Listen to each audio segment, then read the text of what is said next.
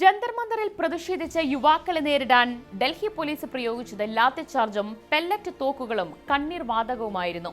എന്നാൽ പോലീസിന്റെ ഭാഗത്തു നിന്നുണ്ടായ അതിക്രമങ്ങളെക്കുറിച്ച് ഒരക്ഷരം പോലും പറയാതിരുന്ന പ്രധാനമന്ത്രി നരേന്ദ്രമോദി കഴിഞ്ഞ ദിവസം ഒരു വീഡിയോയുമായി രംഗത്തെത്തിയിരുന്നു.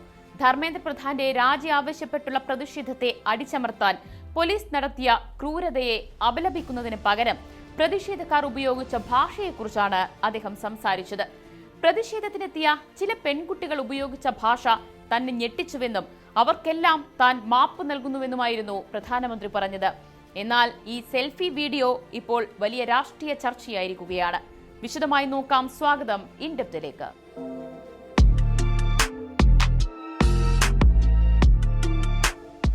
ഡൽഹിയിൽ സമാധാനപരമായി പ്രതിഷേധിച്ച യുവാക്കളെ ഡൽഹി പോലീസ് അകാരണമായി തല്ലിച്ചതച്ചിട്ട് നാളുകൾ പിന്നിടുമ്പോഴാണ് പ്രധാനമന്ത്രി ഒരു വീഡിയോയുമായി രംഗത്തെത്തുന്നത്. ഇൻസ്റ്റഗ്രാമിലൂടെ പങ്കുവച്ച വീഡിയോയിൽ അദ്ദേഹം ഉയർത്തിയ പ്രധാന വിഷയം ജന്തർ മന്ദറിലെ സമരവേദിയിൽ ചിലർ ഉപയോഗിച്ച ഭാഷയായിരുന്നു. ചില യുവാക്കൾ തന്നെയും തന്റെ അമ്മയെയും അതിരൂക്ഷമായ ഭാഷയിൽ അധിക്ഷേപിച്ചു എന്ന് അർദ്ധരാത്രി പുറത്തുവിട്ട വീഡിയോയിൽ പ്രധാനമന്ത്രി കുറ്റപ്പെടുത്തി. ഒപ്പം താൻ അവർക്കെല്ലാം മാപ്പ് നൽകുന്നുവെന്നും അദ്ദേഹം കൂട്ടിച്ചേർത്തു. എന്നാൽ പ്രതിഷേധത്തിനിടെ നടന്ന പോലീസ് അതിക്രമങ്ങൾക്ക് പകരം ചുരുക്കം ചില പ്രതിഷേധക്കാർ ഉപയോഗിച്ച ഭാഷയിലാണ് പ്രധാനമന്ത്രി ശ്രദ്ധ കേന്ദ്രീകരിക്കുന്നത് എന്നാണ് പ്രതിപക്ഷമടക്കം ചൂണ്ടിക്കാട്ടുന്നത്.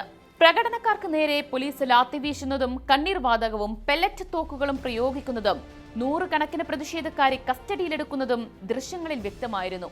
എന്നിട്ടും പ്രധാനമന്ത്രിക്ക് വിഷയം ഭാഷ മാത്രമായി മാറുന്നത് ഇരട്ടത്താപ്പാണെന്നാണ് വിമർശകർ പറയുന്നത്. യഥാർത്ഥ പ്രശ്നം അവഗണിക്കുകയാണ് പ്രധാനമന്ത്രി ചെയ്യുന്നതെന്ന് വിദ്യാർത്ഥി സംഘടനയായ ഐസ ആരോപിക്കുന്നു. രാജ്യത്തിന്റെ യഥാർത്ഥ സാംസ്കാരിക പ്രതിസന്ധി പ്രതിഷേധക്കാരുടെ ഭാഷയല്ല, മറിച്ച് അവകാശങ്ങൾക്ക് വേണ്ടി പോരാടിയ യുവാക്കൾക്കെതിരെ ബലപ്രയോഗവും പെല്ലറ്റ് തോക്കുകളും പ്രയോഗിച്ചതാണെന്ന് ഐസ വാദിക്കുന്നുണ്ട്. മോശം ഭാഷ ഉപയോഗിക്കുന്ന നിരവധി സമൂഹ മാധ്യമ അക്കൗണ്ടുകൾ പിന്തുടരുന്ന വ്യക്തിയാണ് പ്രധാനമന്ത്രിയെന്ന് ഫാക്ട് ചെക്കിംഗ് സൈറ്റായ ആൾട്ട് ന്യൂസിന്റെ സഹസ്ഥാപകൻ മുഹമ്മദ് സുബൈർ ചൂണ്ടിക്കാട്ടുന്നു. അങ്ങനെയിരിക്കെ പ്രതിഷേധക്കാരുടെ ഭാഷയെക്കുറിച്ച് മോദി സംസാരിക്കുന്നതിലെ ഔചിത്യവും സുബൈർ ചോദ്യം ചെയ്യുന്നുണ്ട്. മാത്രമല്ല, റീലിൽ മോദി എടുത്തു പറയുന്നത് മോശം ഭാഷ ഉപയോഗിച്ച സ്ത്രീകളെ കുറിച്ച് മാത്രമാണ്. സെലക്ടീവ് സദാചാര പോലീസിംഗിന്റെ ഉദാഹരണമായാണ് ഈ പരാമർശങ്ങളെ വിമർശകർ വിശേഷിപ്പിക്കുന്നത്.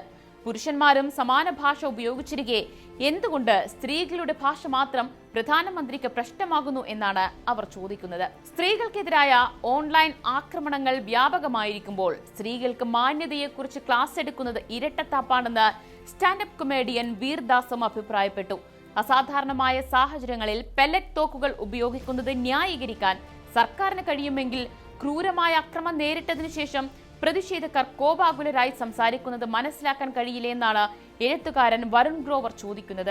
അതിനിടെ മാപ്പ് നൽകുന്ന പ്രധാനമന്ത്രി പ്രതിഷേധക്കാർക്കെതിരെ ചുമത്തിയ കേസുകൾ പിൻവലിക്കുമോ എന്ന പരിഹാസവുമായി CJP നേതാവ് അഭിജിത് ദീപ്കയും രംഗത്തെത്തിയിട്ടുണ്ട്.